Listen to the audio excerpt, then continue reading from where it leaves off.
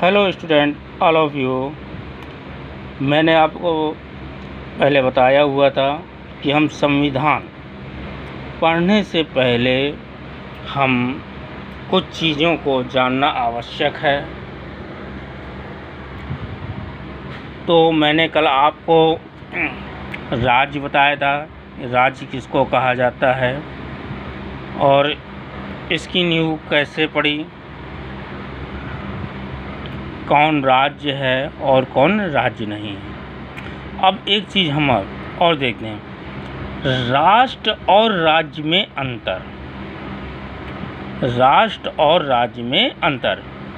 तो वैसे आज राष्ट्र और राज्य में कोई विशेष अंतर हमें समझ में नहीं आता है, ना ही माना जाता है। लेकिन 16वीं शताब्दी में जिस राज्य का जन्म हुआ उसे हम राष्ट्र राज्य के रूप में देखते हैं। राष्ट्र राज्य के रूप में देखते हैं। आज भारत को एक राष्ट्र और एक राज्य दोनों माना जाता है। यहाँ तक कि हम संयुक्त राज्य संघ की जगह संयुक्त राष्ट्र संघ लिखते हैं।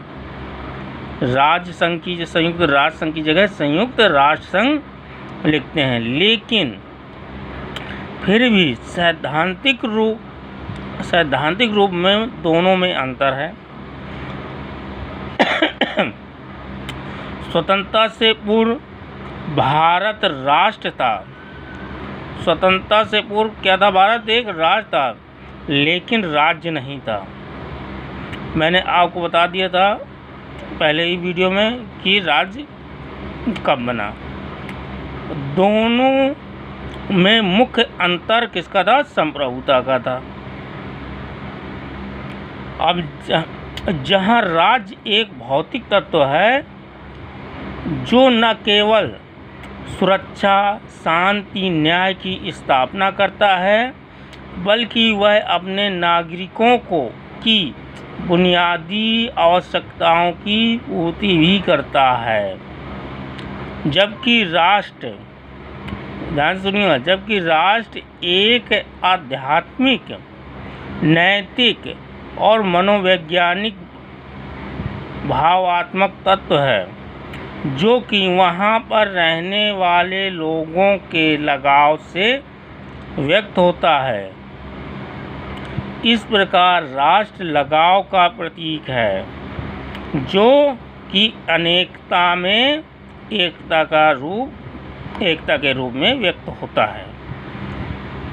एक राष्ट्र वह होता है जिसमें विभिन्न धर्म, भाषा और लोगों के साथ रह सके, बशर्ते उनकी निष्ठा एक स्थान पर हो। यह निष्ठा उनके समान इतिहास, समान भूगोल, समान संस्कृति से आती है। एक राष्ट्र में विभिन्न धर्म या भाषाओं के लोग जो अपने अपने धर्म एवं भाषाओं के प्रति लगाव रखते हैं,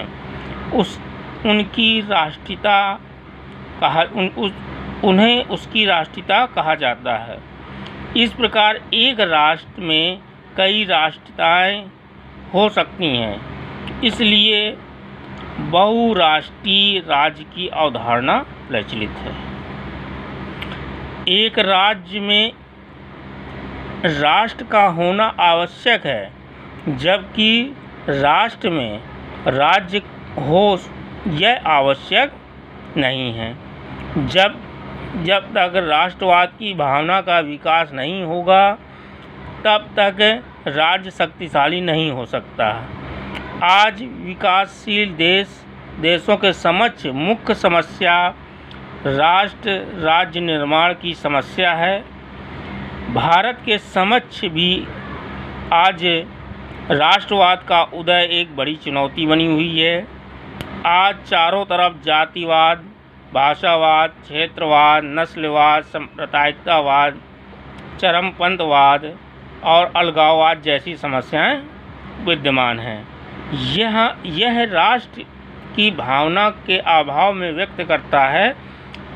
आज सामाजिक आर्थिक विकास की चुनौती देश के समक्ष मुख्य चुनौती है। यद्यपि सरकार इस दिशा में भी प्रयास कर रही है कि पंचायती राज का उदय भी राष्ट्रवाद के एक विकास में महत्वपूर्ण भूमिका निभाता है। तो थैंक यू। इसके बाद हम सीधा टॉपिक में आ जाएंगे, संविधान। मैंने आपको कुछ चीज़ें बताई नहीं कि संविधान किसे कहते हैं, क्या है संविधान आखिरकार। तो अगले वीडियो में